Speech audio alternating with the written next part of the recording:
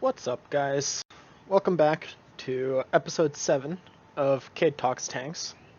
In this episode, we're going to be featuring 3 separate replays, all from yours truly. The first one is going to take place in the 57 Heavy, so let's just jump right into it. This replay is from a week ago, just about. All 3 of these are actually from the same play session. They were pretty close together. A few of them, I think maybe 2 of them were back to back. But anyways, we're on Fort Despair, and we're driving the 57 Heavy. We're going to go straight over here to the left, and we're going to set up in the tank destroyer bush at the back of the map. Simply because, even though this tank is in fact a heavy, it doesn't have the armor or really much other than the new HP buff that effectively turns it into a 900 alpha tank destroyer. So, starting off this match, we see the 50M. We can pen him with heat, so we're going to switch to that and fire off a couple shots. The first one gets unlucky and hits this mantlet. The second one does go in before he pulls back. Little bit of early damage.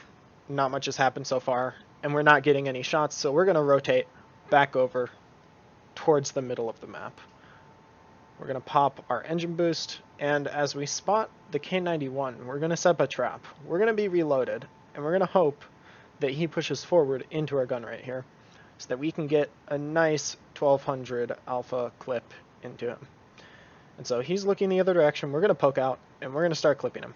Now, he is also a clipping tank, but it looks like he's reloading right now. So, we get 2 shots into him. One of them got unlucky because he was behind the crate and went into his track. Sadly, the K91 is very wonky like that. It has slanted armor behind its tracks, which can bounce shells. It's a very interesting tank design, but you can butter through most of the rest of the tank other than the turret. We're going to go for another reload here because there's really not much that we can do. This match is looking very close. It's a 5v5. We take an unnecessary shot from, at the time I had no clue, but it was in fact the Sheridan. He's going to get spotted towards the middle of the map in a couple seconds. And he was the only guy on that team with the Alpha other than the Foch, who is already spotted over here on the left. Now, he's focusing on the I-7, so we're going to try and get a full clip into his side. We get 1 shot in, ammo racking him. Second shot goes into his lower plate. Third shot, looking for the track, but he turns, and last one goes into his lower plate. That shot from the Foch was not the best result for that. That simply comes down to the fact that I am not nearly as confident at shooting Foches as I should be, and I didn't want to load heat to butter through his superstructure. Right now we're being very careful because Azura from GMA in the 50B is a Unicum, and he's the most dangerous player on the enemy team, and he also is in an auto loader, which means that he can kill us with 1 clip. As long as he pens all of his shots, which it's likely that he will, if he gets, say, 9 seconds, 6 seconds on target, he's likely to kill us. Especially because we're within clipping range and he is not. Now he is, and so we can be a bit more aggressive. We're going to put 1 shot into him, looking for the second one, but that's not going to happen. So then we're looking at the Foch. The Foch fires a shot up into the air, and then we finish him off with a shot right into the cupola. We're already up to 3.4 thousand damage. There's 2 enemy tanks left, but they're both clippers, which makes this a very, very dangerous situation. This game is nowhere near over. This Jagdtiger needs to conserve his HP, and the IS-7 needs to stay alive, while I try and rotate through our spawn and come up on the right side of the map, potentially to get side shots or rear shots into any flanking tanks. The 5120 is still full HP, or very close to full HP. And so he is a very dangerous tank right now. The Jagdtiger decides to push straight in to both of them, and very, very quickly gets shredded. He does get a shot into the 50B, but really that was a very, very bad push on his part. That would have been a very, very nice shot to go in, but since it didn't, I go for the reload, and this turns into a very, very difficult situation. We're going to pull up here and peek through the window to see if we can get a shot on either the 5120 or the 50B on the left. The 5120 decides to do whatever he's doing. He was trying to get a shot on the IS-7, I think, but he exposed himself just enough and just angled in a way that I could pen him. And that shot is hugely important because it puts him within a clip of us. And because of the T-57 Heavy's ability to clip out faster than, for example, a 50B or 5120, the 57 has a 2.5 second reload on each shell, whereas the 5120 has a 3-second reload. So we finish off Ozra, get very, very lucky that we had an angle on him there. And that essentially secures the win as long as I can get the first shot on the 5120. If the 5120 pushed me about 6 seconds ago, this would have been a very interesting game. But since he hasn't turned the corner yet and we're now reloaded, we're going to pump the engine boost and we're going to go. As long as we get off the first shot, we will kill him first. Even if he gets off the first shot by maybe a couple milliseconds, we will kill him. We get a max roll, doesn't even matter at this point, just need to pen the last shot, and good game. That match required a lot of thought and a lot of maneuvering and mobility and utilizing the clip potential of this tank to draw out a win. If we were in really any other tank, we would have had to play the game considerably differently. Being able to shoot that much in such a short period of time with that alpha really, really allowed us to carry that game.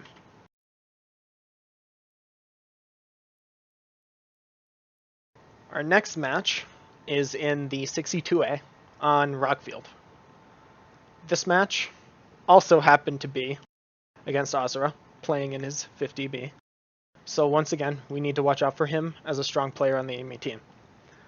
We're going to go towards the medium side of the map, simply because they have a lot of tank destroyers, and we don't really have the alpha to deal with them.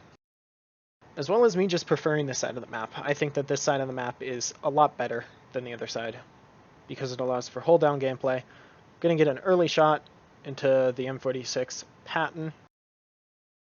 That tank, it's good, but you cannot play it as a frontline tank like this. He got extremely lucky to get that one bounce. It's not a tank that has any sort of turret.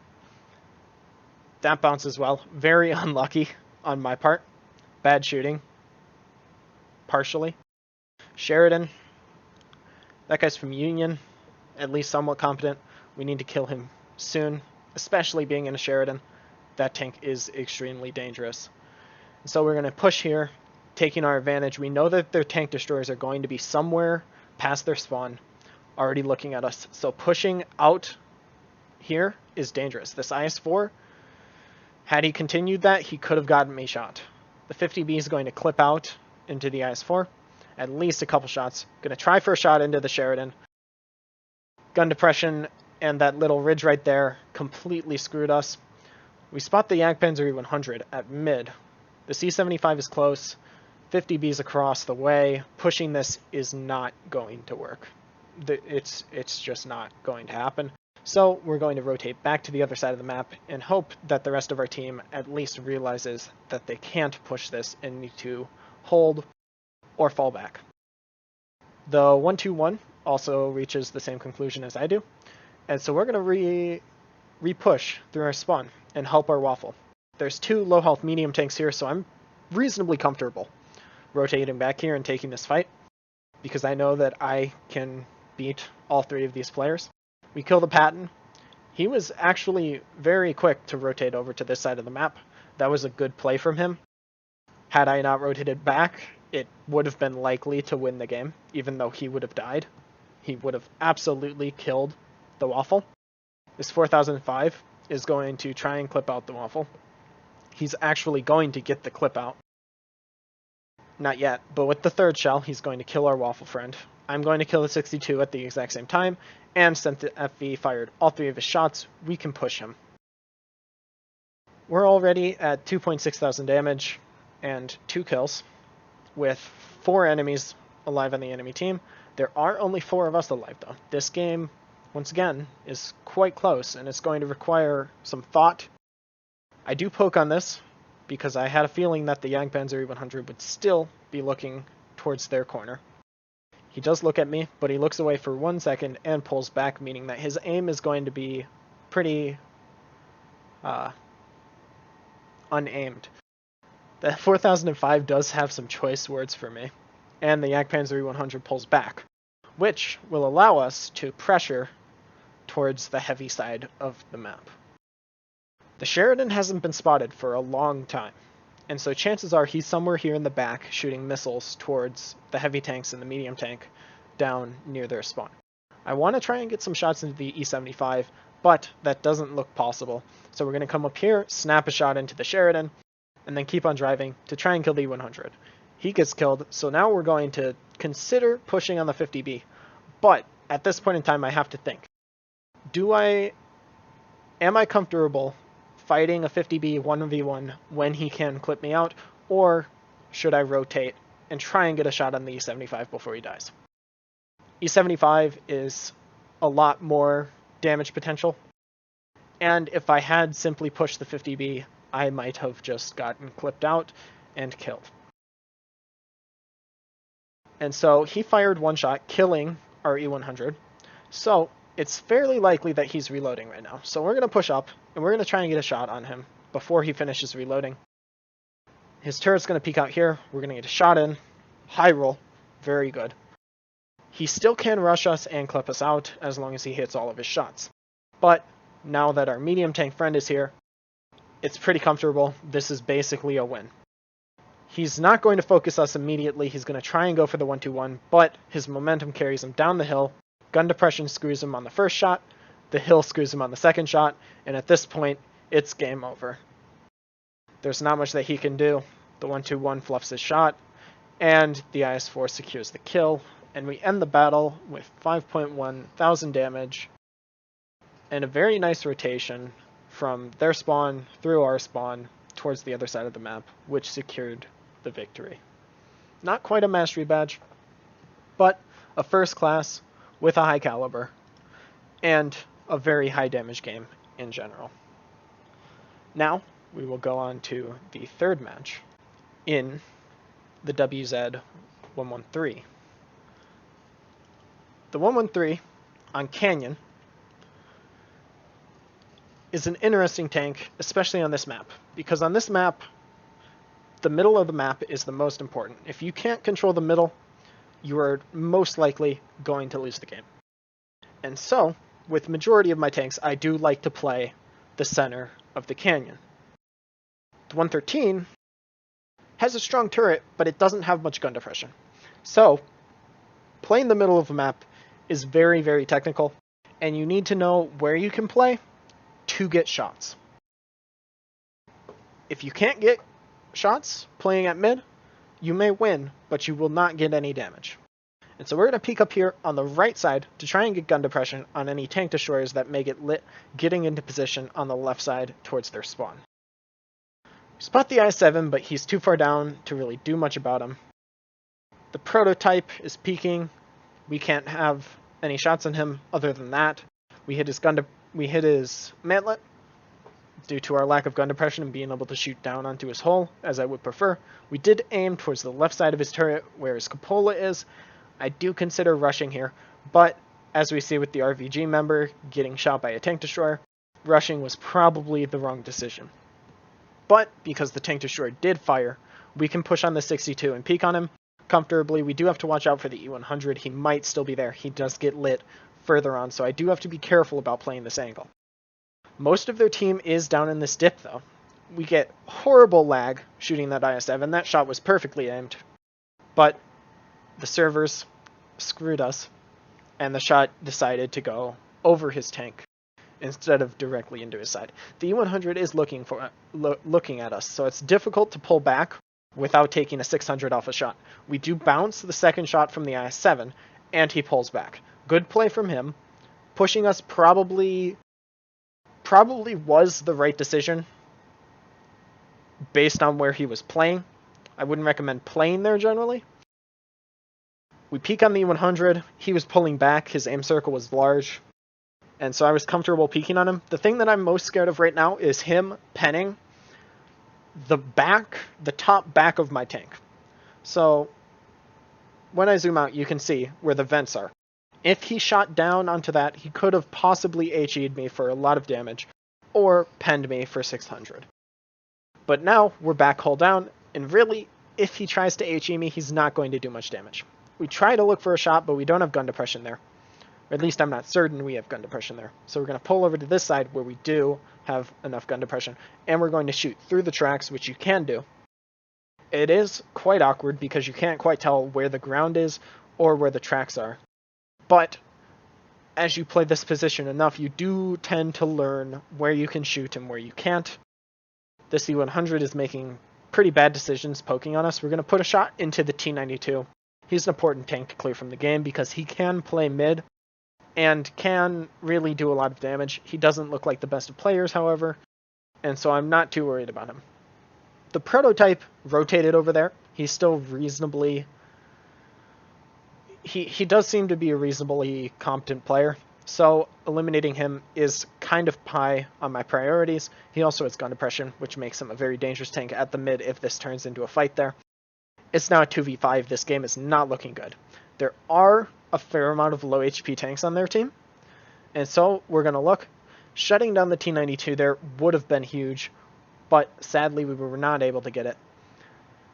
Now, at this point, I'm considering maybe pushing over onto the IS-7, but the death of our grill from the 268 causes me to be forced to back up behind this Kampf Panzer.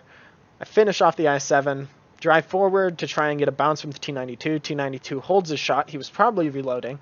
We finish off the T92, take a shot from the 268, and get finished off by the IS-4.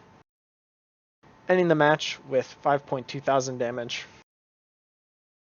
And sadly, a loss after working the middle of Canyon extremely, extremely well.